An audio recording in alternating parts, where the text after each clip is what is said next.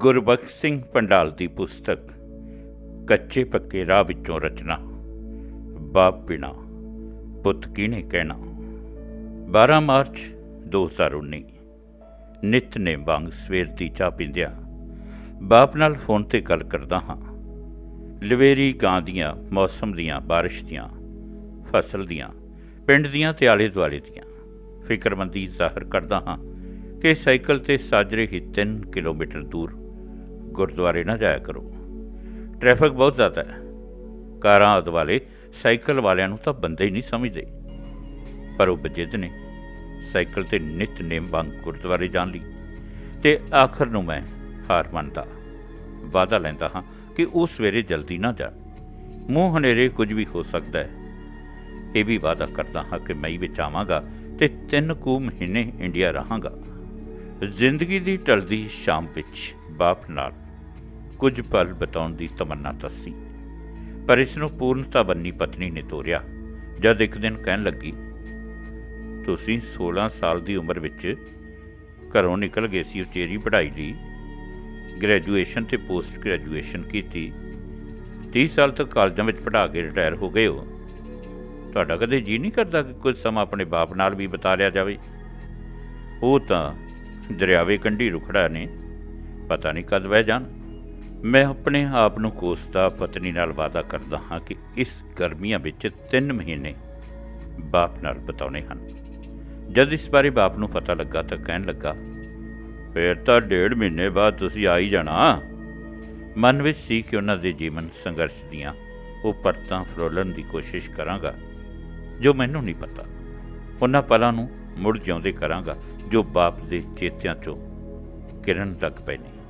ਆਸ ਸੀ ਕਿ ਬਾਪ ਦੇ ਨੈਣਾਂ ਵਿੱਚ ਹੁਲਾਸ ਅਤੇ ਆਸ ਦੀ ਕਿਨਮਨ ਨੂੰ ਨਿਹਾਰਾਂਗਾ ਜੋ ਅਕਸਰ ਹੀ ਵਿਦੇਸ਼ ਤੋਂ ਪਰਤਣ 'ਤੇ ਉਹਨਾਂ ਦੇ ਦੀਦਿਆਂ ਵਿੱਚ ਤਾਰੀ ਹੁੰਦੀ।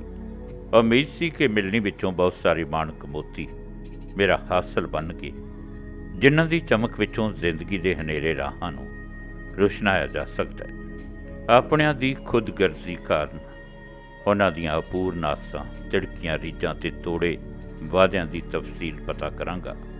ਸਮਾਜਿਕ ਮੰਤਰ ਵਿੱਚ ਪੈਰੇ ਮੰਗੋਰਿਆਂ ਦੀ ਤਹਿ ਵਿੱਚ ਜਾਣ ਦੀ ਜੁਸਤਜੂ ਸੀ। ਉਹਨਾਂ ਦੀ ਜੀਵਨ ਇਬਾਰਤ ਵਿੱਚੋਂ ਇਬਾਦਤ ਵਰਗਾ ਕੁਝ ਕੁ ਸ਼ਬਦਾਂ ਵਿੱਚ ਉਕਰ ਕੇ ਸਫ਼ਿਆਂ ਵਿੱਚ ਸ਼ਰਫ ਬਣਾਵਾਂਗਾ, ਪਰ ਆਸ ਨੂੰ ਚਿਤਵਨ ਅਤੇ ਪੂਰਨ ਹੋਣ ਵਿੱਚ ਬਹੁਤ ਫਰਕ ਹੁੰਦਾ। ਅਜਿਹਾ ਹੀ ਮੇਰੇ ਨਾਲ ਵਾਪਰਿਆ ਜਦ ਦੂਸਰੇ ਦਿਨ ਸਵੇਰੇ ਉਸ ਸਮੇਂ ਛੋਟੇ ਭਰਾ ਦਾ ਫੋਨ ਆਉਂਦਾ ਹੈ ਕਿ ਪਾਪਾ ਜੀ ਦੇ ਦਿਮਾਗ ਦੀ ਨਾੜੀ ਫਟ ਗਈ, ਖੱਬੇ ਪਾਸੇ 'ਤੇ ਅਸਰ ਹੋ ਗਿਆ। ਉਹ ਬੋਲ ਨਹੀਂ ਸਕਦੇ, ਅੱਖਾਂ ਵੀ ਕਦੇ ਕਦਾਈ ਹੀ ਖੋਲ੍ਹਦੇ ਨੇ। ਹੁਣ ਉਹਨਾਂ ਨੂੰ ਜਲੰਧਰ ਲੈ ਕੇ ਜਾ ਰਹੇ ਹਾਂ। ਕਿਆਮਤ ਟੁੱਟ ਗਈ ਮੇਰੇ 'ਤੇ। ਕੁਝ ਤੋਂ ਕੁਝ ਹੋਣ ਦਾ ਅਹਿਸਾਸ, ਸੁਪਨਿਆਂ ਦੀ ਤਿੜਕਣ ਦੀ ਆਹਟ, ਇਸ ਆਹਟ ਵਿੱਚੋਂ ਖੁਦ ਨੂੰ ਸੰਭਾਲਣ ਅਤੇ ਜਲਦੀ ਤੋਂ ਜਲਦੀ ਬਾਪ ਨੂੰ ਮਿਲਣ ਦੀ ਕਾਹਲ। ਸਵੇਰੇ 7 ਵਜੇ ਪਤਾ ਲੱਗਾ ਅਤੇ 12 ਵਜੇ ਇੰਡੀਆ ਨੂੰ ਫਲਾਈਟ ਲੈਣ ਲਈ ਏਅਰਪੋਰਟ 'ਤੇ ਪਹੁੰਚ ਗਏ। ਇੱਕ ਪਲ ਵਿੱਚ ਹੀ ਸਮਾਂ ਕਿਹੜੀ ਕਰਵਟ ਲੈ ਲਵੇ ਕੋਈ ਨਹੀਂ ਜਾਣਦਾ। ਇਸ ਅਣਜਾਣਤਾ ਵਿੱਚ ਹੀ ਸਭ ਤੋਂ ਵੱਡੀ ਸੱਚਾਈ ਛੁਪੀ ਹੋਈ ਹੈ ਕਿ ਪਲ ਦਾ ਨਹੀਂ ਵਿਸਾਖ ਕੋਈ। ਜੋ ਕਰਨਾ ਚਾਹੁੰਦੇ ਹੋ ਉਹਨੇ ਕਰੋ, ਬਾਅਦ ਵਿੱਚ ਤਾਂ ਇੱਕ ਪਛਤਾਵਾ ਹੀ ਪੱਲੇ ਵਿੱਚ ਰਹਿ ਜਾਂਦਾ ਹੈ। ਬਹੁਤ ਕੁਝ ਅਣਕਿਹਾ ਹੀ ਰਹਿ ਜਾਂਦਾ ਹੈ ਜੋ ਅਸੀਂ ਆਪਣੇ ਪਿਆਰਿਆਂ ਨੂੰ ਕਹਿਣਾ, ਸੁਣਨਾ, ਦੇਖਣਾ, ਦੱਸਣਾ ਜਾਂ ਸਮਝਾਉਣਾ ਹੁੰਦਾ ਹੈ। ਆਪਸੀ ਰੋਸੇ, ਰੰਜਿਸ਼ਾਂ ਨੂੰ ਦੂਰ ਕਰਨ ਲਈ ਉੱਦਮ ਕਰਨੇ ਹੁੰਦੇ ਨੇ ਜਾਂ ਮਾਨਸਿਕ ਤਿੜਕਣ ਨੂੰ ਭਰਨ ਲਈ ਉਚੇਚ ਕਰਨੀ ਹੁੰਦੀ ਹੈ। ਇਸ ਨੂੰ ਉਸੇ ਪਲ ਕਰੋ, ਕਿਧਰੇ ਸਮਾਂ ਸਾਡੇ ਹੱਥੋਂ ਨਾ ਤਿਲਕ ਜਾਵੇ। ਅੱਜ ਨੂੰ ਕਦੇ ਵੀ ਭਲਕ ਨਾ ਬਣ ਦੇਵੋ। ਕੈਨੇਡਾ ਤੋਂ ਵੀ ਛੋਟੀ ਭੈਣ ਦਾ ਫਲਾਈਟ ਲੈਣ 'ਤੇ ਦਿੱਲੀ ਤੋਂ ਇਕੱਠੇ ਜਾਣ ਦਾ ਫੋਨ ਆ ਗਿਆ। ਵੱਡੀ ਬੇਟੀ ਆਪਣੇ ਦਾਦੇ ਨਾਲ ਇੰਨੀ ਜ਼ਿਆਦਾ ਮੋਹ ਦੀਆਂ ਤੰਦਾਂ ਵਿੱਚ ਬੱਝੀ ਕਿ ਉਹ ਵੀ ਨਾਲ ਜਾਣ ਲਈ ਬਜ਼ਿੱਦ ਸਿਰਫ 1 ਹਫ਼ਤੇ ਲਈ ਹੀ ਨਾਲ ਤੁਰ ਪਈ, ਜਿਵੇਂ ਕਪੂਰਥਲੇ ਤੋਂ ਚੰਡੀਗੜ੍ਹ ਜਾਣਾ ਹੋਵੇ। ਇਉਂ ਲੱਗੇ ਜਿਵੇਂ ਸਮਾਂ ਰੁਕ ਗਿਆ ਹੋਵੇ। 1000 ਕਿਲੋਮੀਟਰ ਪ੍ਰਤੀ ਘੰਟੇ ਦੀ ਸਪੀਡ ਨਾਲ ਚੱਲਣ ਵਾਲਾ ਜਹਾਜ਼ ਵੀ ਖੜੋਤਾ ਨਜ਼ਰ ਆਵੇ। ਮਨ ਦੀ ਕਹੀ ਅਵਸਥਾ ਕਿ ਹਵਾਈ ਸਫ਼ਰ ਨੂੰ ਮਾਣਨ ਵਾਲੇ ਪਲਾਂ ਵਿੱਚ ਵੀ ਮਨ ਉਕਤਾਇਆ ਬਾਹਰ ਨਿਕਲ ਉੱਡ ਕੇ ਬਾਪ ਕੋਲ ਪਹੁੰਚਣ ਲਈ ਉਤਾਵਲਾ। ਮਾਯੂਸੀ, ਘਬਰਾਹਟ ਅਤੇ ਦਰਦ ਵਿੱਚ ਗੁੰਨੀ ਮਾਨਸਿਕਤਾ, ਅਬੋਲਤਾ ਬੋਲ ਬਾਣੀ ਵਿੱਚ ਹਾਵੀ। ਭਾਵੀ ਵਾਪਰਨ ਦਾ ਡਰ ਕਿ ਸ਼ਾਇਦ ਫੋਨ ਵਿੱਚ ਕੁਝ ਉਲਾ ਰੱਖਿਆ ਹੋਵੇ। ਹੁਣ ਪਤਾ ਨਹੀਂ ਕੀ ਹੋ ਗਿਆ ਹੋਣਾ। ਮਨ ਮਾੜੇ ਵਿਚਾਰਾਂ ਤੇ ਟੈਂਦੀਆਂ ਕਲਾਂ ਵਿੱਚੋਂ ਨਿਕਲਣ ਦੀ ਬਜਾਏ ਇਸ ਵਿੱਚ ਹੋਰ ਡੂੰਘਾ ਧੱਸਦਾ ਜਾ ਰਿਹਾ।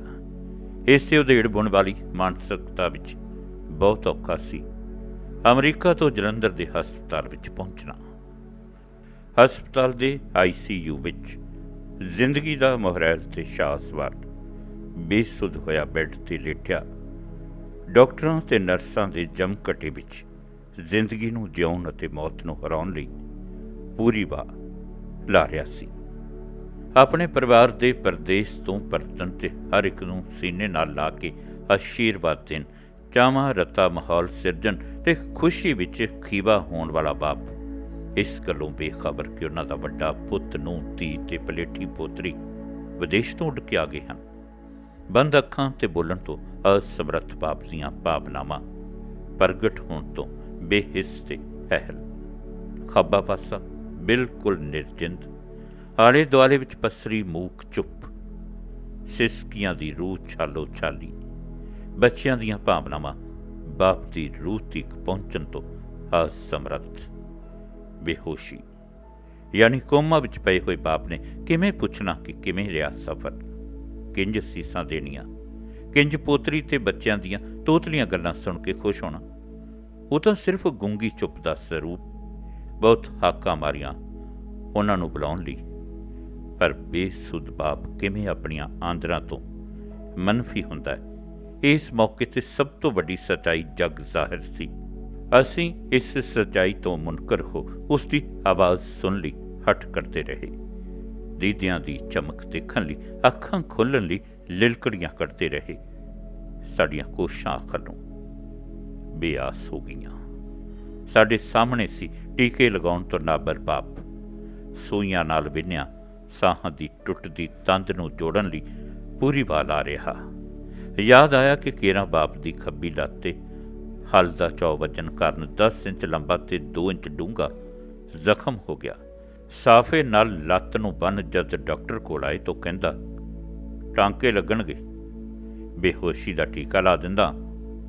ਪਰ ਬਾਪ ਨੇ ਟੀਕੇ ਤੋਂ ਮਨਾ ਕਰਕੇ ਬਿਨਾਂ ਟੀਕੇ ਤੋਂ ਟਾਂਕੇ ਲਗਵਾਏ ਤੇ 2-3 ਦਿਨ ਬਾਅਦ ਪਹਿਲਾਂ ਵਾਂਗ ਹੀ ਹਾਲ ਵਾਰੇ ਸਨ।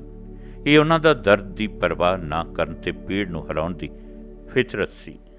ICU ਦਾ ਚੁੱਪ ਵਾਤਾਵਰਨ, ਮੂਕ ਚੁੱਪ ਨੂੰ ਤੋੜਦੀ ਚੀਖ, ਕੁਰਲਾਹਟ ਅਤੇ ਪੀੜ, ਮੌਤ ਨਾਲ ਜੂਝ ਰਹੀਆਂ ਜਿੰਦਾਂ ਤੇ ਉਹਨਾਂ ਵਿੱਚ ਮੇਰਾ ਬਾਪ ਵੀ ਜੀਵਨ ਮੌਤ ਦੀ ਲੜਾਈ ਲੜ ਰਿਹਾ।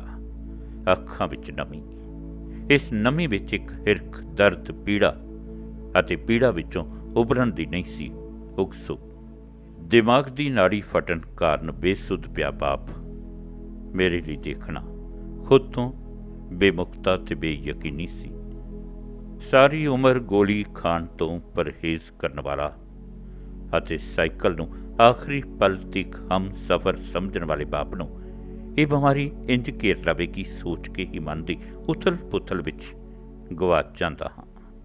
ਮਨ ਬੀਤੇ ਦੀਆਂ ਬਰਤਾਂ ਦੇ ਸਫ਼ੇ ਪਰਤਦਾ, ਬਹੁਤ ਕੁਝ ਇਹਨਾਂ ਵਿੱਚੋਂ ਪੜ੍ਹਨ ਅਤੇ ਇਸ ਵਿੱਚੋਂ ਖੁਦ ਨੂੰ ਸਮਝਣ ਤੇ ਸਪਸ਼ਟੀਕਰਨ ਲਈ ਮਨ ਬੀਹੀ ਤੇ ਦਸਤਕ ਦਿੰਦਾ ਹਾਂ।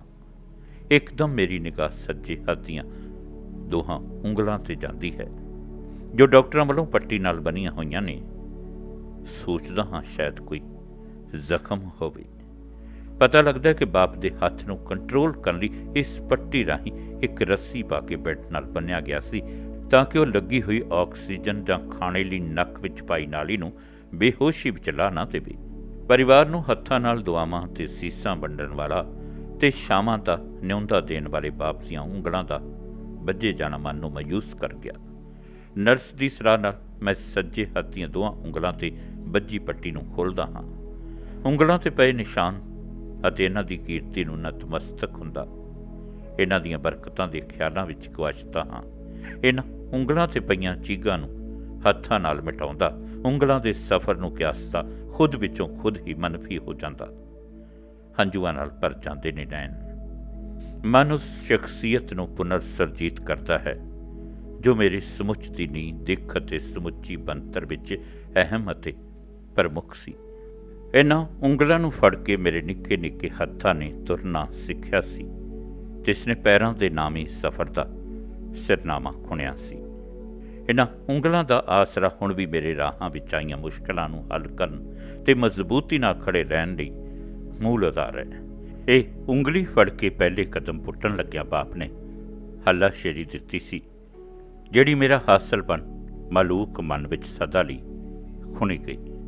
ਬਾਪ ਦੀ ਹੱਲਾਸ਼ੇਰੀ ਨੂੰ ਨਿਹਾਰਦੀਆਂ ਉਹਨਾਂ ਮਾਸੂਮ ਅੱਖਾਂ ਨੂੰ ਹੁਣ ਵੀ ਮਹਿਸੂਸ ਕਰਦਾ ਮੈਂ ਬਚਪਨੇ ਵਿੱਚ ਪੁੱਟੇ ਪਹਿਲੇ ਕਦਮ ਨੂੰ ਸਜਦਾ ਕਰਦਾ ਹਾਂ।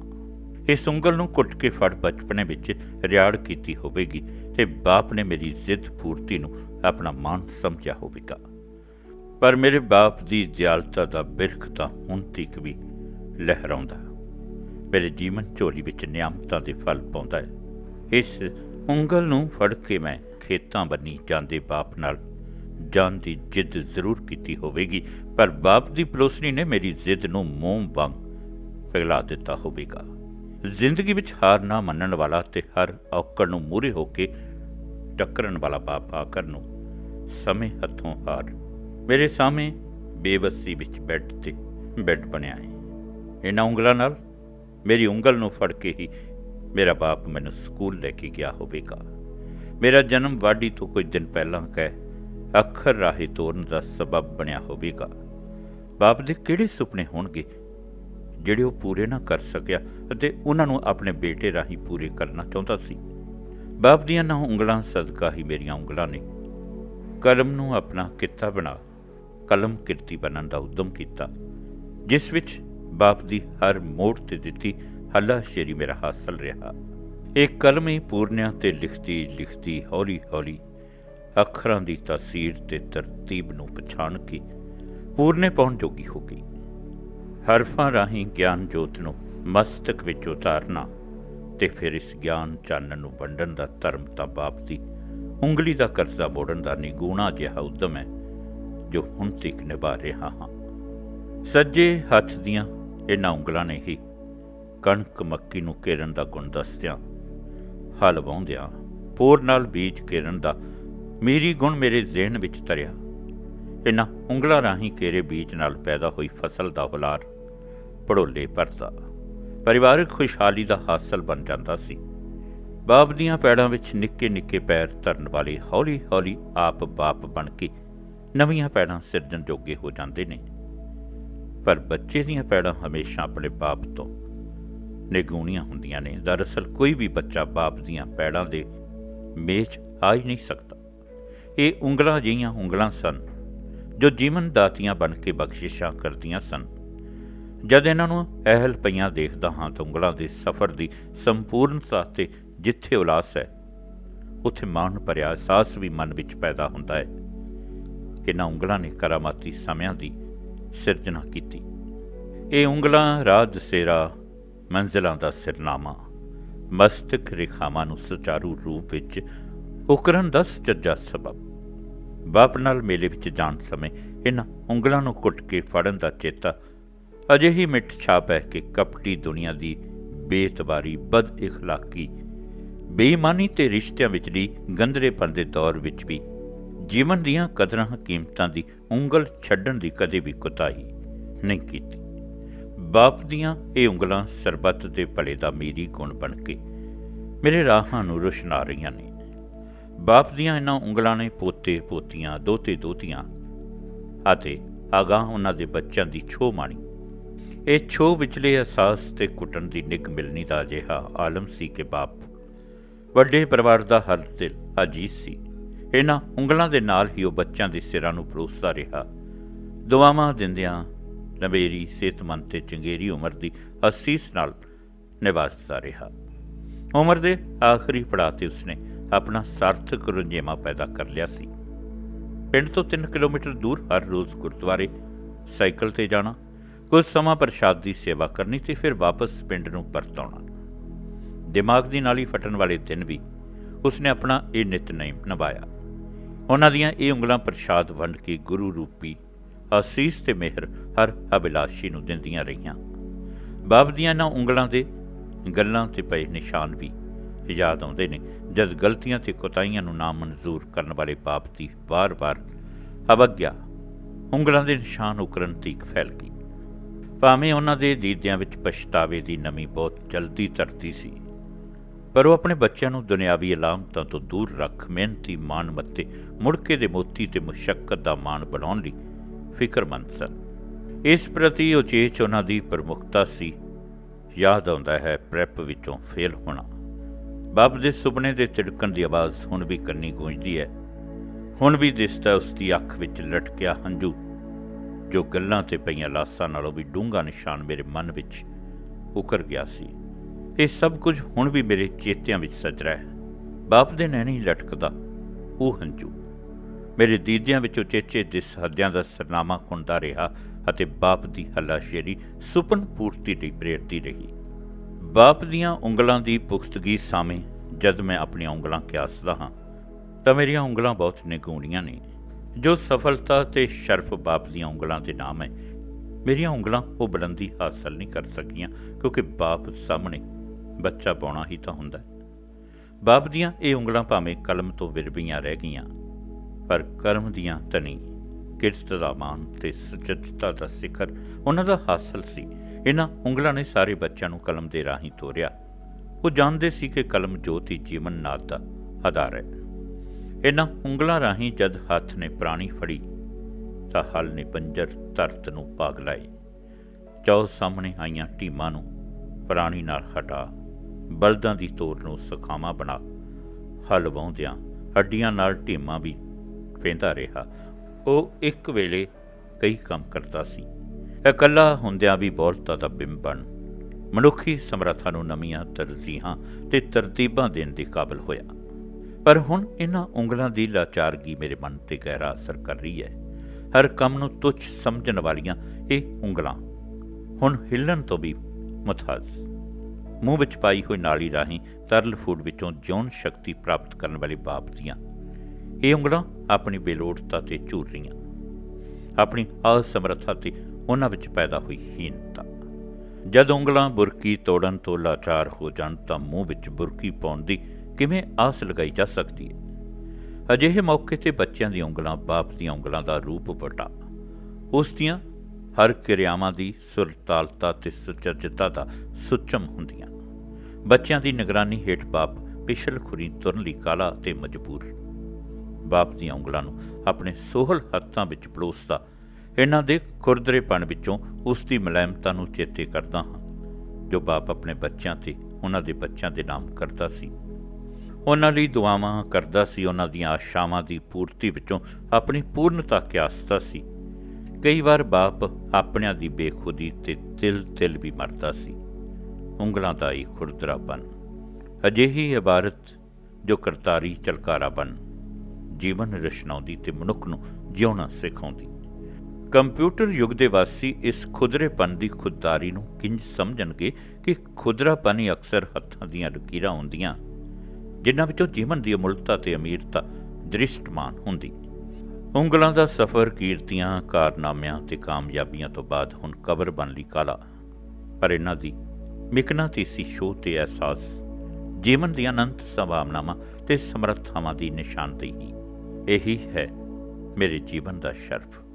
ਬਾਪ ਦੀਆਂ ਇਹਨਾਂ ਉਂਗਲਾਂ ਵਿੱਚੋਂ ਬੀਤੇ ਦੀਆਂ ਪਰਤਾਂ ਫਰੋਲਦਾ ਆਪਣੇ ਆਪ ਵਿੱਚ ਗੁੰਮ ਹੰਝੂਆਂ ਦੀ ਇਨਾਇਤ ਬਿਮਾਰ ਬਾਪ ਨੂੰ ਅਕੀਦਤ ਵਜੋਂ ਭੇਂਟ ਕਰ ਜਦ ICU ਵਿੱਚੋਂ ਬਾਹਰ ਨਿਕਲਦਾ ਹਾਂ ਤਾਂ ਅੱਖਾਂ ਵਿੱਚ ਹੰਝੂਆਂ ਦੀ ਨੈਂ ਬੇਕਾਬੂ ਹੋ ਕੇ ਯਾਦਾਂ ਨੂੰ ਆਪਣੇ ਵਿੱਚ ਸਮੇਟਣ ਲਈ ਕਾਲੀ।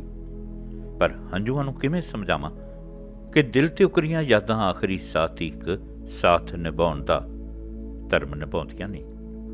ਬਾਪ ਦੀ ਬੁਲੰਦਗੀ ਨੂੰ ਆਪਣੇ ਦੀਦਿਆਂ ਵਿੱਚ ਪੜ੍ਹਨ ਅਤੇ ਇਹਨਾਂ ਦੇ ਹਾਣ ਦਾ ਹੋਣ ਦੀ ਤਮੰਨਾ ਵਿੱਚੋਂ ਜਦ ਤੁਸੀਂ ਜ਼ਿੰਦਗੀ ਨੂੰ ਨਵੇਂ ਅਰਥ ਦੇਣ ਅਤੇ ਇਸ ਦੀ ਤਾਮੀਰਦਾਰੀ ਕਰਨ ਲਈ ਉੱਦਮ ਦਾ ਸਬਬ ਬਣਦੇ ਹੋ ਤਾਂ ਅਚੇਤ ਰੂਪ ਵਿੱਚ ਤੁਸੀਂ ਬਾਪ ਦੇ ਸਫ਼ਰ ਦਾ ਅਗਲਾ ਪੜਾਅ ਹੀ ਹੁੰਦੇ ਹੋ। ਅਗਲੇ ਪੜਾਅ ਲਈ ਮੈਂ ਨਿਸਲ ਤੇ ਜਿੰਦਹੀਨ ਹੋਏ ਆਪੇ ਨੂੰ ਸੰਭਾਲਦਾ ਭਵਿੱਖ ਦੀ ਕੁੱਖ ਵਿੱਚ ਉਗਮ ਰਹੇ ਸੂਰਜ ਨੂੰ ਨਿਹਾਰਦਾ ਹਾਂ, ਜੋ ਹੌਲੀ ਹੌਲੀ ਬਾਪ ਦਾ ਰੂਪ ਧਾਰ ਮੇਰੇ ਚੌਫੇਰੇ ਫੈਲ ਜਾਂਦਾ ਹੈ। ਮੈਂ ਉਸ ਚਾਨਣ ਵਿੱਚ ਲਿਪਟਿਆ ਜੀਵਨ ਸਫ਼ਰ ਦੀ ਨਿਰੰਤਰਤਾ ਦਾ ਹਿੱਸਾ ਬਣ ਜਾਂਦਾ ਹਾਂ। ਬਾਪ ਦੇ ਕੋਲ ਬੈਠਾ ਹਰ ਦਮ ਬਾਪ ਬੰਨੀ ਦੇਖਦਾ ਰਹਿੰਦਾ ਹਾਂ। ਉਸ ਦੀ ਲਾਚਾਰਗੀ ਦੇਖ ਕੇ ਕਈ ਵਾਰ ਸੋਚਦਾ, ਪਤਾ ਨਹੀਂ ਬਾਪ ਕਿਹੜੀ ਸਮਾਧੀ ਵਿੱਚ ਹੈ। ਮਨ ਬਹੁਤ ਕੁਝ ਸੋਚਦਾ ਹੈ। ਅੰਤਰੀਪ ਵਿੱਚ ਉਤਰਿਆ ਬਾਪ ਦੁਨੀਆ ਦੇ ਸ਼ੋਰਗੁਲ ਤੋਂ ਦੂਰ ਮਨ ਵਹਿਣਾ 'ਚ ਵਹਿੰਦਾ। ਅਚੇਤ ਰੂਪ ਵਿੱਚ ਸੋਚਦਾ ਤਾਂ ਜ਼ਰੂਰ ਹੋਵੇਗਾ ਕਿ ਪਾਪ ਤਾਂ ਕੀਤਾ ਨਹੀਂ, ਪਰ ਕਿਰਤ ਕਮਾਈ ਦੀ ਕੀਰਤੀ ਕਰਨਾ ਕਿਉਂ ਬਣ ਗਈ? ਨੰਗੇ ਪੈਰਾਂ ਦੇ ਸਫ਼ਰ ਵਿੱਚ ਕੰਢੇ ਕਿਉਂ ਉੱਗ ਆਏ? ਸੋਚ ਪਾਕੀਜ਼ਗੀ ਦੀ ਚੂਹੇ, ਗੰਦਲਾਪਨ ਕਿੱਥੋਂ ਆਇਆ? ਸਰਬੱਤ ਦੇ ਭਲੇ ਦੀ ਲੋਚਾ ਖੁਦਗਰਜ਼ੀ ਦੀ ਕਾਂਗਿਆਰੀ ਕਿਵੇਂ ਪਣਕੀ? ਚੋਰੀ ਪੱਠੇ ਨਾ ਵੱਢਣ ਵਾਲਾ ਕਰਮ ਧਰਮ ਕੂੜ ਅੰਧਿਆਰ ਵਿੱਚ ਕਿਸ ਨੇ ਲਪੇਟਿਆ? ਫੁੱਲ ਪੱਤੀਆਂ ਦੀ ਛੋਹ ਦਰਦ ਕਿਆਸਣ ਵਾਲਾ ਪੀੜ ਕੰਡਿਆਂ ਵਿੱਚ ਕਿਉਂ ਪਰੋਇਆ ਗਿਆ? ਪੀੜ ਦਾ ਦਰਿਆ ਪੀਂਦਿਆਂ ਸੋਚਦਾ ਤਾਂ ਜ਼ਰੂਰ ਹੋਵੇਗਾ ਕਿ ਇਹ ਦਰਿਆ ਬਰੇਤਾ ਕਦੋਂ ਬਣੇਗਾ? ਕਦ ਇਸ ਦੇ ਕੰਡਿਆਂ ਵਿੱਚ ਸੁੱਖ ਰੂਪੀ ਅੰਮ੍ਰਿਤ ਧਾਰਾ ਵਹੇਗੀ? ਇਸ ਦਰਦ ਬੇਬਸੀ ਲਾਚਾਰਗੀ ਤੇ ਨਿਰਭਰਤਾ ਤੋਂ ਕਦ ਮਿਲੇਗੀ ਨਿਜਾਤ? ਅਤੇ ਮਸਤਕ ਬਨੇਰੇ ਤੇ ਉਤਰੇਗੀ ਤਰੇਲ ਭਿੱਜੀ ਪ੍ਰਭਾਤ? ਕਦ ਮਿਲੇਗਾ ਪੈਰਾਂ ਨੂੰ ਸਫ਼ਰ, ਬਾਹਾਂ ਨੂੰ ਹਲਾਰ, ਦੀਦਿਆਂ ਨੂੰ ਦੀਦਾਰ, ਬੁੱਲਾਂ ਨੂੰ ਬੋਲ, ਅਹਿਸਾਸਾਂ ਵਿੱਚ ਕੰਬਣੀ, ਭਾਵਾਂ ਵਿੱਚ ਖੁਸ਼ਬੂ, ਸੁਪਨਿਆਂ ਨੂੰ ਪਰਵਾਸ ਤੇ ਗੁਮਨਾਮੀ ਨੂੰ ਤਰਵਾਸ? ਮੁੱਕੇਗਾ ਕਦੇ ਕਾਲੀ ਰਾਤ ਦਾ ਬਨਵਾਸ? ਲੋੜਾਂ ਥੋੜਾਂ ਨੂੰ ਪਗਾਉਣ ਤੋਂ ਅਸਮਰੱਥ ਕਦ ਮਨਪਸੰਦੀ ਨੂੰ ਜ਼ਾਹਰ ਕਰੇਗਾ? ਬਲਹੀਨਤਾ 'ਚ ਉਡਾਨ ਭਰੇਗਾ, ਅੰਬਰ ਦਾ ਕਲਾਵਾ ਭਰੇਗਾ, ਤੇ ਫਿਰ ਪਹਿਲਾਂ ਵਾਂਗ ਹੀ ਜੀਵਨ ਨਿਆਮਤਾਂ ਨੂੰ ਮਾਣਦਾ ਜ਼ਿੰਦਗੀ ਨੂੰ ਜ਼ਿੰਦਾਬਾਦ ਕਹੇਗਾ। ਬਾਪ ਕੋਲ ਬੈਠਿਆਂ ਬਹੁਤ ਕੁਝ ਯਾਦ ਸਰਵਰ ਵਿੱਚ ਤਾਰੀਆਂ ਲਾਉਂਦਾ। ਯਾਦਾਂ ਦਾ ਨਿਰੰਤਰ ਪ੍ਰਵਾਹ। ਇਸ ਪ੍ਰਵਾਹ ਵਿੱਚ ਜ਼ਿੰਦਗੀ ਨੂੰ ਨਵੀਆਂ ਤਰਕੀਬਾਂ ਤੇ ਤਰਜੀਹਾਂ ਨਾਲ ਨਵੀਨਤਮ ਬੁਲੰਦੀਆਂ ਦੇਣ ਤੋਂ ਪਹਿਲਾਂ ਦੇ ਪਲ, ਬਾਪ ਨਾਲ ਬੀਤੇ ਨਿੱਘੇ ਪਲਾਂ ਦੀ ਪਟਾਰੀ ਹਰਫ ਸਾਧਨਾ ਬਣ ਜਾਂਦੀ। ਬਾਪ ਦੇ ਸਿਰਹਾਣੇ ਬੈਠਿਆਂ ਯਾਦ ਆਉਂਦਾ ਹੈ ਬਾਪ ਦੀਆਂ ਲੱਤਾਂ ਨਾਲ ਪਾਈ ਕੁਰੰਗੜੀ, ਖੂਹ ਨੂੰ ਜਾਣ ਦੀ ਜ਼ਿੱਦ, ਬਾਪ ਦਾ ਲਾਡ ਨਾਲ ਵਰਚਾਉਣਾ ਤੇ ਹੌਲੀ ਜਿਹੇ ਲੱਤਾਂ ਨੂੰ ਛਡਾ ਪੱਠੇ ਲੈਣ ਲਈ ਖੇਤਾਂ ਨੂੰ ਤੁਰ ਜਾਣਾ। ਚੇਤੇ ਆਉਂਦਾ ਹੈ ਬਾਪ ਦੀ ਉਂਗਲ ਪਕੜਨਾ, ਪਹਿਲਾ ਪੱਬ ਧਰਨਾ ਤੇ ਪਹਿਲਾ ਸਾਬਤ ਕਦਮ ਧਰਨ ਤੇ ਖੁਸ਼ੀ 'ਚ ਮਾਰੀ ਕਿਲਕਾਰੀ, ਅਤੇ ਬਾਪ ਦੇ ਚਿਹਰੇ ਦਾ ਜਲਾਲ ਸਿਮਰਤੀਆਂ 'ਚ ਵਸਦਾ ਹੈ। ਬਾਪ ਦੀ ਛਾਂ 'ਚ ਤੁਰਦਿਆਂ ਪੈਰਾਂ ਦੇ ਪੈਰ ਧਰਨ ਦੀ ਅਧੂਰੀ ਕੋਸ਼ਿਸ਼ 'ਚ ਕੋਮਲ ਸਾਹਾਂ ਦਾ ਹਫ ਜਾਣਾ, ਬਾਪ ਦਾ ਰੁਕਣਾ ਤੇ ਨਾਲ ਤੁਰੇ ਆਉਣ ਦੀ ਤਾਕੀਦ ਕਰਨਾ। ਪਰ ਉਮਰਾਂ ਹੀ ਤਾਂ ਬੀਤ ਜਾਂਦੀਆਂ ਨੇ ਬਾਪ ਦੀ ਪੈੜ ਬਣਦਿਆਂ। ਬੜਾ ਚੇਤਾ ਆਉਂਦਾ ਨਿਕੜੇ ਜਿਹੇ ਪੈਰਾਂ ਵਿੱਚ ਬਾਪ ਦੀ ਜੁੱਤੀ ਨੂੰ ਉਡਾਉਣਾ, ਤੁਰਨ ਦੀ ਕੋਸ਼ਿਸ਼ ਵਿੱਚ ਡਿੱਗ ਪੈਣਾ, ਬਾਪ ਵੱਲੋਂ ਮਿੱਟੀ ਝਾੜ ਦੁਬਾਰਾ ਤੁਰਨ ਦੀ ਹੱਲਾਸ਼ੇਰੀ ਦੇਣਾ। ਪਰ ਸਮਾਂ ਤਾਂ ਲੱਗਦਾ ਹੀ ਹੈ ਬੇਟੇ ਦੇ ਪੈਰਾਂ ਨੂੰ ਬਾਪ ਦੀ ਜੁੱਤੀ ਦੇ ਮੇਚ ਆਉਂਦਿਆਂ। ਕੱਲ੍ਹ ਦੀ ਤਾਂ ਗੱਲ ਹੈ ਜਦ ਦੁਪਹਿਰ ਨੂੰ ਖੂਹ 'ਤੇ ਜਾਂਦਿਆਂ ਧੁੱਦਲ ਉਡਾਉਂਦੇ ਨੂੰ ਝਿੜਕਿਆ ਸੀ ਤੇ ਗਿੱਲੇ ਪਰਨੇ ਦੀ ਛਾਂ ਕਰਕੇ ਵਗਦੀ ਲੂ ਤੋਂ ਬਚਾਇਆ ਸੀ। ਯਾਦ ਹੈ ਬਾਪ ਦਾ ਬਲੂੰਗੜੇ ਜਿਹਨੂੰ ਗੱਡੇ 'ਤੇ ਬਿਠਾਉਣਾ, ਖੂਹ ਖਰਾਸ ਦੀ ਘਾਟੀ 'ਤੇ ਬਿਠਾ ਕੇ ਜੋਗ ਨੂੰ ਹਿੱਕ ਲਾਉਣਾ, ਫਲੇ ਵਾਹੁਣਾ ਤੇ ਬਾਪ ਦੇ ਨੈਣਾਂ ਵਿੱਚ ਸੂਰਜ ਉਗਾਉਣਾ। ਅੱਜ ਵੀ ਯਾਦ ਹੈ ਬਾਪ ਦਾ ਸਿਖਾਇਆ ਆੜ ਨੂੰ ਘੜਨਾ, ਖੇਤ ਖੂੰਜਿਆਂ ਨੂੰ ਗੁੱਡਣਾ, ਤੱਤੇ ਪਾਣੀਆਂ 'ਚ ਝੋਨਾ ਲਾਉਣਾ, ਰੁੱਖ ਛਾਂਗਣੇ, ਤੂਤ ਦੀਆਂ ਛਿਟੀਆਂ ਦੀ ਟੋਕਰੀ ਬਣਾਉਣਾ, ਮੁੰਜ ਸਨੂਕੜਾ ਦੇ ਰੱਸੇ ਵੱਟਣਾ ਤੇ ਖੇਤੀ ਦੀਆਂ ਬਰੀਕੀਆਂ ਜੋ ਜੀਵਨ ਖੇਤੀ ਲਈ ਬਹੁਤ ਕਾਰ ਕਰ ਰਹੀਆਂ। ਯਾਦ ਹੀ ਤਾਂ ਹੈ ਬਾਪ ਨਾਲ ਕੱਦ ਵੇਚਦਿਆਂ ਉਸ ਦੇ ਦੀਦਿਆਂ 'ਚ ਛਲਕਦੀ ਅਸੀਮਤ ਖੁਸ਼ੀ ਨੂੰ ਨਿਹਾਰਨਾ, ਔਲਾਦ ਦੀ ਖੁਸ਼ੀ ਲਈ ਬਾਪ ਦਾ ਆਪਾ ਵਾਰਨਾ ਤੇ ਬੱਚਿਆਂ ਦੀਆਂ ਬਲਾਵਾਂ ਉਤਾਰਨਾ। ਯਾਦਾਂ ਦੀ ਬੀਹੀ ਵਿੱਚ ਘੁੰਮਦਿਆਂ ਵੀ ਹਰ ਵੇਲੇ ਧਿਆਨ ਬਾਪ ਦੀ ਸਾਹ ਬਰੋਲਦੀ ਜ਼ਿੰਦ ਵਾਲੇ ਹੀ ਰਹਿੰਦਾ ਜੋ ਜ਼ਿੰਦਗੀ ਪਰ ਹਰ ਮੈਦਾਨ ਜਿੱਤਦਾ ਰਿਹਾ। ਮੈਨੂੰ ਯਕੀਨ ਹੈ ਕਿ ਉਸਨੇ ਮੌਤ ਨੂੰ ਹਰਾ ਕੇ ਜੀਵਨ ਦੀ ਬਾਜ਼ੀ ਆਖਰ ਨੂੰ ਜਿੱਤਣੀ ਹੀ ਹੈ। ਬਾਪ ਦਾ ਚਿਹਰਾ ਨਿਹਾਰਦਾ ਰਹਿੰਦਾ ਹਾਂ ਅਤੇ ਉਸਦੇ ਭਾਵਨਾਵਾਂ ਰਹਿਤ ਚਿਹਰੇ 'ਤੇ ਕਦੀ ਕਦਾਈ ਭਾਵਨਾਵਾਂ ਦੀ ਕਰੁੰਬਲ ਫੁੱਟਦੀ ਹੈ। ਇਸ ਕਰੁੰਬਲਤਾ ਵਿੱਚੋਂ ਹੀ ਹਰਫਾਂ ਨੂੰ ਆਪਣੀ ਨਿਗੂਣਤਾ ਦਾ ਅਹਿਸਾਸ ਹੋਰ ਵੀ ਸ਼ਿੱਦਤ ਨਾਲ ਮਹਿਸੂਸ ਹੁੰਦਾ। ਕਦੀ ਕਦਾਈ ਬਾਪ ਦੀ ਅੱਖ ਸਿਮਦੀ, ਹੱਥ ਵਿੱਚ ਫੜਿਆ ਉਸਦਾ ਸੱਜਾ ਹੱਥ ਹਰਕਤ ਵਿੱਚ ਆਉਂਦਾ, ਛੋਹ ਦਾ ਅਹਿਸਾਸ ਉਪਜਾਉਂਦਾ, ਮਨ ਰੂਹ ਵਿੱਚ ਕੰਬਣੀ ਪੈਦਾ ਕਰਦਾ। ਪਤਾ ਨਹੀਂ ਉਹ ਅਚੇਤ ਸੁਚੇਤ ਰੂਪ ਵਿੱਚ ਕੀ ਸੋਚਦਾ, ਆਪਣੇ ਬਾਰੇ, ਆਰ ਪਰਿਵਾਰ ਬਾਰੇ, ਜਾਂ ਭਰਮ ਭੁਲੇਖੇ ਵਿੱਚ ਉਲਝੇ ਸੰਸਾਰ ਬਾਰੇ, ਅਚਿੰਤੇ ਪਈ ਦੁੱਖਾਂ ਦੀ ਮਾਰ ਬਾਰੇ, ਆਪਣੀ ਬੇਹਰਕਤ ਖੱਬੀ ਬਾਂਹ ਤੇ ਲੱਤ ਬਾਰੇ, ਜਾਂ ਨੱਕ ਵਿੱਚ ਪਾਈ ਅੱਖਰ ਦੀ ਨਾਲੀ ਬਾਰੇ, ਬਾਂਹ ਤੇ ਲੱਗੀ ਸਰਿੰਜ ਬਾਰੇ, ਸੂਈਆਂ ਨਾਲ ਵਿੰਨੀਆਂ ਬਾਹਾਂ ਬਾਰੇ, ਉਂਗਲਾਂ ਬੰਨ੍ਹ ਕੇ ਹਿਲਣੋਂ ਹੀ ਨਹੀਂ ਕੀਤੀ ਸੱਜੀ ਬਾਂਹ ਬਾਰੇ, ਮੀਲਾਂ ਬੱਧੀ ਸਾਈਕਲ ਚਲਾ ਕੇ ਵੀ ਅਣਥੱਕ ਰਹਿਣ ਵਾਲੀਆਂ ਨਿਸਲ ਹੋ ਗਈਆਂ ਨਿੱਗਰ ਲੱਤਾਂ ਬਾਰੇ, ਜਿਨ੍ਹਾਂ ਲਈ ਕੋਹਾਂ ਦਾ ਪੈਂਡਾ ਘੜੀ ਕੁ ਦਾ ਹੀ ਹੁੰਦਾ ਸੀ। ਉਸ ਦੇ ਮਨ ਵਿੱਚ ਪਤਾ ਨਹੀਂ ਕੀ ਆਉਂਦਾ ਹੋਵੇਗਾ। ਧੀਆਂ ਵਰਗੀਆਂ ਨੂੰਹਾਂ ਬਾਰੇ, ਪੁੱਤਾਂ ਵਰਗੇ ਨਾਮ ਲੈ ਕੇ ਬੁਲਾਉਣ ਵਾਲੀਆਂ ਪੋਤੀਆਂ ਬਾਰੇ, ਪੁੱਤਰਾਂ ਦੀ ਪ੍ਰਤੀਬੱਧਤਾ ਬਾਰੇ, ਸੁਖੀ ਵਸਦੇ ਪਰਿਵਾਰ ਦੀ ਸ਼ੁਕਰਗੁਜ਼ਾਰੀ ਬਾਰੇ, ਆਪਣੇ ਲੰਮੇਰੇ ਜੀਵਨ ਦੀ ਭਰਪੂਰਤਾ ਬਾਰੇ, ਸਰਬ ਸੁਖਨ ਪ੍ਰਾਪਤੀ ਬਾਰੇ, ਰੱਬ ਦੇ ਦਰ ਨਤਮਸਤਕ ਹੋਣ ਤੋਂ ਖੁੰਝਣ ਬਾਰੇ, ਲਵੇਰੀ ਗਾਂ ਦੇ ਪੱਠੇ ਤੇ ਪਾਣੀ ਬਾਰੇ, ਬੀਜੇ ਹੋਏ ਗੰਢੇ ਤੇ ਲਸਣ ਬਾਰੇ, ਜਾਂ ਹਵੇਲੀ ਵਿੱਚ ਪਾਣੀ ਖੁਣੋਂ ਸੁੱਕ ਰਹੀ ਸਬਜ਼ੀ ਬਾਰੇ। ਪਤਾ ਨਹੀਂ ਉਹ ਕੀ ਤੋਂ ਕੀ ਸੋਚਦਾ, ਕਿਹੜੇ ਅੰਬਰ ਤੇ ਪਤਾਲ ਗਾਹ ਆਉਂਦਾ ਹੋਵੇਗਾ। ਮੈਂ ਤਾਂ ਸਿਰਫ ਅੱਖਾਂ ਵਿੱਚ ਤਰਲਤਾ ਅਤੇ ਉਸ ਦੇ ਹੱਥਾਂ ਵਿਚਲੀ ਅਸਾਮੀ ਹਰਕਤ ਚੋਂ ਕਿਆਸੀ ਲਾਉਣ ਜੋਗਾ ਹਾਂ। ਮਨ ਦੀਆਂ ਅਸੀਮਤ ਪਰਤਾਂ ਅਤੇ ਇਹਨਾਂ ਪਰਤਾਂ ਦੀ ਨਿਸ਼ਾਨਦੇਹੀ ਕਿੰਝ ਕਰਾਂ, ਖਾਸ ਕਰਕੇ ਜਦ ਇਹ ਬੇਸੁੱਧ ਬਾਪ ਦੇ ਮਨ ਦੀਆਂ ਪਰਤਾਂ ਹੋਣ। ਸਾਹ ਹੀ ਚੱਲ ਰਹੇ ਨੇ, ਅੱਖਾਂ ਨਹੀਂ ਖੋਲ੍ਹਦਾ, ਫਿਰ ਕੌਣ ਪਛਾਣੇ ਤੇ ਕਿਹੜਾ ਹੁੰਗਾਰਾ ਦੇਵੇ। ਜਿਸ ਆਸ ਵਿੱਚ ਪਰਦੇਸ ਦਾ ਸਫ਼ਰ ਸਦੀਆਂ ਲੰਮੇਰਾ ਹੋ ਗਿਆ ਸੀ, ਉਸ ਸਫ਼ਰ ਦੀ ਥਕਾਨ ਮਣਾ ਮੂੰਹੀ ਹੋ ਗਈ। ਪਰ ਬਾਪ ਦਾ ਜੀ ਭਰ ਕੇ ਆਪਣੀ ਔਲਾਦ ਨੂੰ ਨਿਹਾਰਨਾ ਵੀ ਬਾਪ ਨੂੰ ਨਸੀਬ ਨਾ ਹੋਇਆ।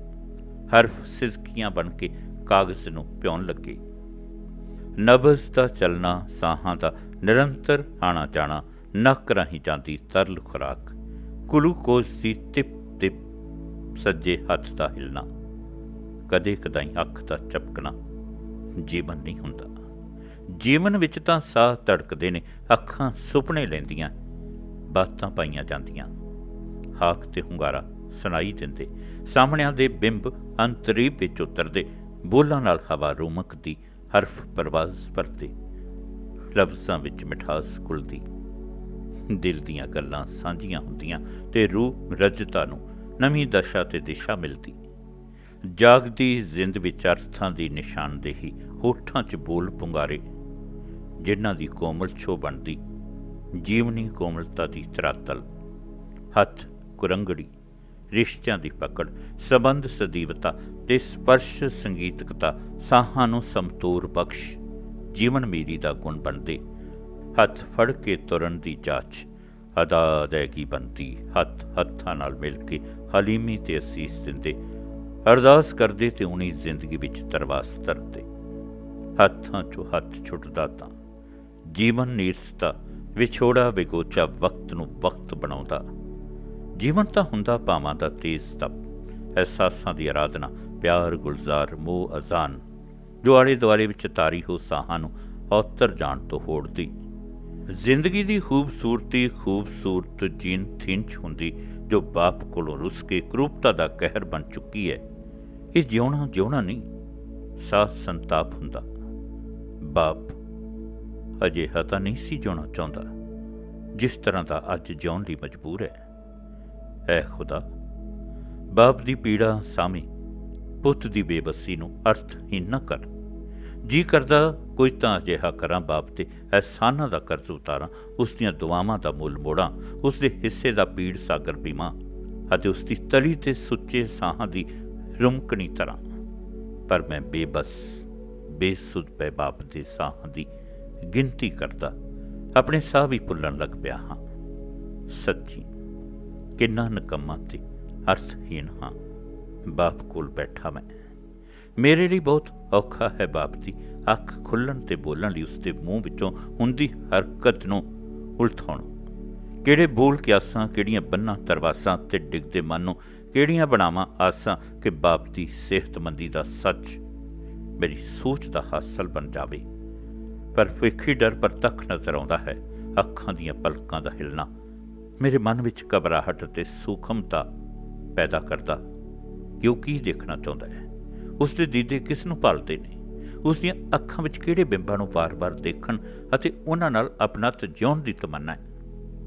ਬਹੁਤ ਕੋਸ਼ਿਸ਼ ਕਰਦਾ ਹਾਂ ਬਾਪ ਦੀ ਮਾਨਸਿਕਤਾ ਨੂੰ ਪੜ੍ਹਨ ਦੀ, ਪਰ ਜਦ ਕਦੇ-ਕਦਾਈ ਉਸ ਦੀ ਅੱਖ ਸਿਮਦੀ ਹੈ ਤਾਂ ਬਾਪ ਦੇ ਮਨ ਵਿੱਚ ਪੈਦਾ ਹੋਈ ਭਾਵੁਕਤਾ ਮੇਰੇ ਦੀਦਿਆਂ ਨੂੰ ਸਿਸਕਣ ਲਾ ਦਿੰਦੀ ਹੈ।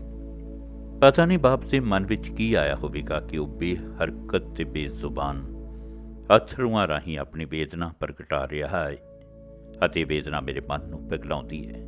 ਤਰਾਸਦੀ ਦਾ ਸਾਹਮਣਾ ਕਰਦਿਆਂ ਬਹੁਤ ਹੀ ਬੇਵਸ ਤੇ ਕਰਮਹੀਨ, ਕਿਉਂਕਿ ਕੁਦਰਤ ਅੱਗੇ ਕਿਸੇ ਦਾ ਜ਼ੋਰ ਨਹੀਂ, ਸਿਰਫ ਬੇਵਸੀ ਵਿੱਚ ਆਪਣੇ ਆਪ ਨੂੰ ਕੋਸਦਾ ਕੁਝ ਚੰਗੇਰਾ ਕਰਨ ਦੀ ਕੋਸ਼ਿਸ਼ ਕਰਦਾ ਹਾਂ। ਰਾਤ ਦਿਨ ਬਾਪ ਦੀ ਤੰਦਰੁਸਤੀ ਦੀ ਆਸ ਨੂੰ ਬੇਆਸ ਹੋਣ ਤੋਂ ਬਚਾਈ ਰੱਖਦਾ ਹਾਂ। ਦੇਖੋ ਇਹ ਆਸ ਪੂਰੀ ਕਦੋਂ ਹੁੰਦੀ ਹੈ ਜਾਂ ਨਹੀਂ। ਬਾਪ ਦੀ ਸਿਹਤ ਵਿੱਚ ਕੋਈ ਸੁਧਾਰ ਨਹੀਂ ਸੀ ਹੋ ਰਿਹਾ। ਹਰ ਰੋਜ਼ ਸਵੇਰੇ ਬੈੱਡ ਸ਼ੀਟਸ ਬਦਲਣ ਤੇ ਕੱਪੜੇ ਆਦਿ ਬਦਲਣ ਦੇ ਸਮੇਂ ਮੈਂ ਨਰਸਿੰਗ ਸਟਾਫ ਦੇ ਨਾਲ ਹੀ ਰਹਿੰਦਾ ਸਾਂ ਤਾਂ ਕਿ ਸਹੀ ਤਰੀਕੇ ਨਾਲ ਸਫਾਈ ਹੋ ਸਕੇ ਤੇ ਕੱਪੜੇ ਬਦਲੇ ਜਾਣ। ਇੱਕ ਦਿਨ ਨਰਸਿੰਗ ਸਟਾਫ ਕਹਿਣ ਲੱਗਾ ਕਿ ਇਹ ਬਜ਼ੁਰਗ ਤੁਹਾਡੇ ਵੱਡੇ ਭਰਾ ਹਨ। ਇਹ ਸੁਣ ਕੇ ਬਾਪ ਦੀ ਸਿਹਤ ਤੇ ਬਹੁਤ ਰਸ਼ਕ ਹੋਇਆ। ਜਦ ਉਹਨਾਂ ਨੂੰ ਦੱਸਿਆ ਕਿ ਬਜ਼ੁਰਗ ਤਾਂ ਮੇਰੇ ਬਾਪ ਹਨ ਤਾਂ ਬਹੁਤ ਹੈਰਾਨ ਵੀ ਹੋਏ ਤੇ ਖੁਸ਼ ਵੀ। ਇਹ ਬਾਪ ਦੀ ਚੰਗੀ ਸਿਹਤ ਨੂੰ ਸਲਾਮ ਸੀ।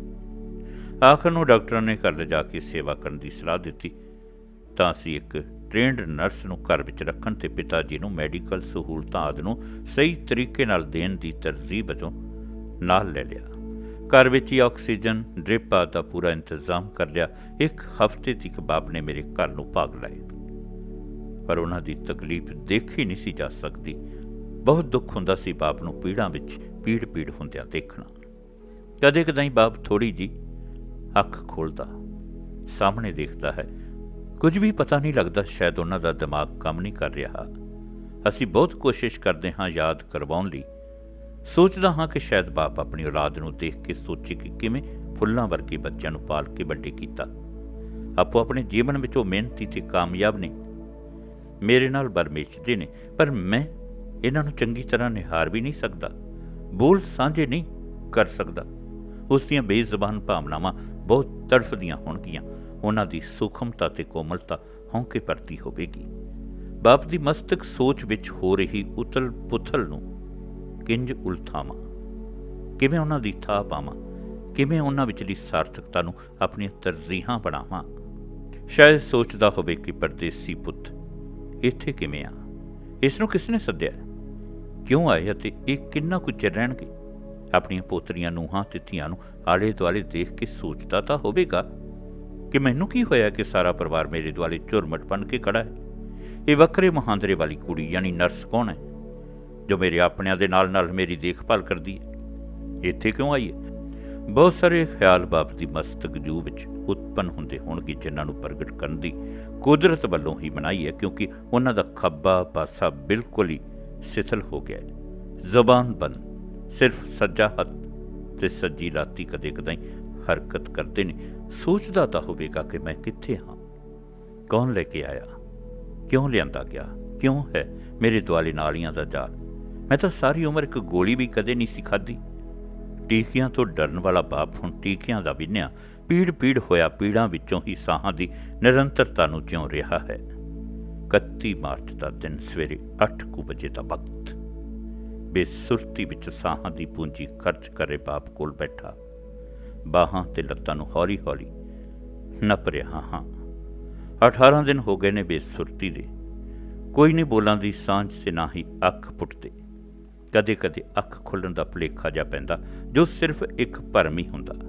ਬੜਾ ਚਾਅ ਸੀ ਮਨ ਵਿੱਚ ਕਿ ਬਾਪ ਨਾਲ ਕੁਝ ਬੋਲਾਂ ਦੀ ਸਾਂਝ ਤਾਂ ਪਵੇ, ਪਰ ਸਭ ਅਸੰਭਵ। ਮਨ ਮਹਿਸੂਸ ਕੇ ਰਹਿ ਗਿਆ। ਸਾਰਾ ਪਰਿਵਾਰ ਚਿੰਤਾਗ੍ਰਸਤ। ਮੈਂ ਸੋਚਾਂ ਵਿੱਚ ਬਾਪ ਦੀ ਜ਼ਿੰਦਗੀ ਦੀਆਂ ਪਰਤਾਂ ਫਰੋਲਦਾ ਉਹਨਾਂ ਪਲਾਂ ਦੀ ਨਿਸ਼ਾਨਦੇਹੀ ਵਿੱਚ ਗੁਆਚਿਆ ਹਾਂ। ਅਚਾਨਕ ਪਿਤਾ ਜੀ ਇੱਕਦਮ ਪੂਰੀਆਂ ਅੱਖਾਂ ਖੋਲ੍ਹ ਕੇ ਮੈਨੂੰ ਨਿਹਾਰਦੇ ਨੇ। ਮੈਂ ਵੀ ਉਹਨਾਂ ਵੱਲ ਵੇਖਦਾ, ਮਨ ਦੇ ਵਲਵਲਿਆਂ ਨੂੰ ਜ਼ੁਬਾਨ ਦੇਣ ਤੋਂ ਅਸਮਰੱਥ। ਸੋਚਦਾ ਹਾਂ ਪਤਾ ਨਹੀਂ ਪਿਤਾ ਜੀ ਇਸ ਸਮੇਂ ਕੀ ਸੋਚਦੇ ਹੋਣਗੇ, ਕੀ ਬੋਲਣਾ ਚਾਹੁੰਦੇ ਨੇ, ਕਿਹੜੀਆਂ ਸੀਸਾਂ ਨਾਲ ਨਵਾਜਣਾ ਚਾਹੁੰਦੇ ਨੇ, ਕਿਹੜੇ ਆਸ਼ੀਰਵਾਦ ਆਪਣੇ ਆਰ ਪਰਿਵਾਰ ਦੇ ਨਾਮ ਕਰਨ ਲਈ ਕਾਹਲੇ ਨੇ। ਪਰ ਬੋਲ ਨਹੀਂ ਸਕਦੇ। ਉਹਨਾਂ ਦੇ ਖੁੱਲ੍ਹੇ ਦੀਦਿਆਂ ਵਿੱਚ ਆਏ ਹਾਵ ਭਾਵਾਂ ਨੂੰ ਸਮਝਣ ਦੀ ਕੋਸ਼ਿਸ਼ ਕਰਦਾ ਆਪ ਮੁਹਾਰੇ ਬਾਪ ਨੂੰ ਕਹਿੰਦਾ ਹਾਂ ਕਿ ਹੁਣ ਤੁਹਾਡੀਆਂ ਅੱਖਾਂ ਪੂਰੀਆਂ ਖੁੱਲ੍ਹੀਆਂ ਨੇ ਅਤੇ ਤੁਸੀਂ ਬਹੁਤ ਜਲਦੀ ਠੀਕ ਹੋ ਜਾਣਾ ਹੈ। ਇੱਕ ਤਰਵਾਸ ਸੀ ਖੁਦ ਤੇ ਬਾਪ ਲਈ, ਪਰ ਇਹ ਤਰਵਾਸ ਬੁਝਦੇ ਦੀਵੇ ਦੀ ਆਖਰੀ ਲੋ ਵਰਗਾ, ਟੁੱਟੇ ਤਾਰੇ ਦਾ ਆਖਰੀ ਝਲਕਾਰਾ। ਬਾਪ ਵੱਲੋਂ ਸਾਹ ਸਮੇਟਣ ਲੱਗਿਆਂ ਸਾਹਾਂ ਨੂੰ ਨਵੀਂ ਉਡਾਨ ਦੇਣ ਦੀ ਤੀਬਰਤਾ। ਮੇਰੇ ਦੇਖਦਿਆਂ ਦੇਖਦਿਆਂ ਬਾਪ ਇੱਕ ਲੰਮਾ ਸਾਹ ਲੈਂਦਾ ਹੈ ਅਤੇ ਫਿਰ ਇੱਕਦਮ ਸ਼ਾਂਤ ਪੌਰ ਉਡਾਰੀ ਮਾਰ ਗਿਆ। ਪੈਗੰਬਰਾਂ ਵਰਗੀ ਆਖਰੀ ਅਲਵਿਦਾ। ਮੌਤ ਇੰਨੀ ਸਹਿਜ ਵੀ ਹੋ ਸਕਦੀ ਹੈ। ਮਨ ਮੰਨਣ ਲਈ ਤਿਆਰ ਨਹੀਂ। ਬਾਪ ਦੇ ਹੱਥ ਮੇਰੇ ਹੱਥਾਂ ਵਿੱਚ ਫੜੇ ਰਹਿ ਗਏ। ਕਿਹੀ ਹੈ ਇਹ ਇੱਕਦਮ ਸਾਹ ਸਮੇਟਣ ਦੀ ਕਾਹਲ। ਘਬਰਾਹਟ ਵਿੱਚ ਪਲਸ ਮੀਟਰ ਲਾਉਂਦਾ ਹਾਂ, ਪਰ ਧੜਕਣ ਨਜ਼ਰ ਨਹੀਂ ਆਉਂਦੀ। ਨਰਸ ਨੂੰ ਹਾਕ ਮਾਰਦਾ ਹਾਂ, ਉਹ ਵਿਚਾਰੀ ਦੌੜਦੀ ਆਈ ਤੇ ਸ਼ਾਂਤ ਬਾਪ ਵੰਨੀ ਦੇਖ ਕੇ ਉਦਾਸੀ ਦੇ ਆਲਮ ਵਿੱਚ ਡੁੱਬ ਗਈ। ਉਸ ਦੀਆਂ ਅੱਖਾਂ ਵਿੱਚ ਪਾਣਾ ਵਰਤਨ ਦਾ ਸੱਚ, ਪਰ ਕਹਿਣ ਤੋਂ ਅਸਮਰੱਥ। ਡਾਕਟਰ ਹਰੀ ਸਿੰਘ ਜੀ ਨੂੰ ਫੋਨ ਕਰਦਾ ਹਾਂ। 5 ਮਿੰਟ ਵਿੱਚ ਉਹ ਪਹੁੰਚ ਜਾਂਦੇ ਹਨ। ਬਾਪ ਨੂੰ ਦੇਖਦਿਆਂ ਹੀ ਕਹਿੰਦੇ ਨੇ ਕਿ ਮੌਤ ਸਭ ਤੋਂ ਵੱਡਾ ਸੱਚ ਹੈ ਅਤੇ ਹੁਣ ਇਸ ਸੱਚ ਨੂੰ ਮੰਨਣ ਤੋਂ ਬਗੈਰ ਹੋਰ ਕੋਈ ਚਾਰਾ ਨਹੀਂ। ਬਾਪ ਉਸ ਸਫ਼ਰ 'ਤੇ ਤੁਰ ਜਾਂਦਾ ਹੈ ਜਿੱਥੋਂ ਕਦੇ ਕੋਈ ਵਾਪਸ ਨਹੀਂ ਪਰਤਿਆ, ਨਾ ਹੀ ਆਇਆ ਹੈ ਕਦੇ ਕੋਈ ਸੁੱਖ ਸੁਨੇਹਾ। ਬਾਪ ਤੁਰ ਗਿਆ ਤੇ ਰਹਿ ਗਈਆਂ ਨਿਭਾਉਣ ਵਾਲੀਆਂ ਕੁਝ ਕੁ ਰਸਮਾਂ, ਰਿਵਾਜ਼, ਮਰਿਆਦਾਵਾਂ ਅਤੇ ਰਹੁ ਰੀਤਾਂ। ਬਾਕੀ ਅਗਲੇ ਹਿੱਸੇ ਵਿੱਚ।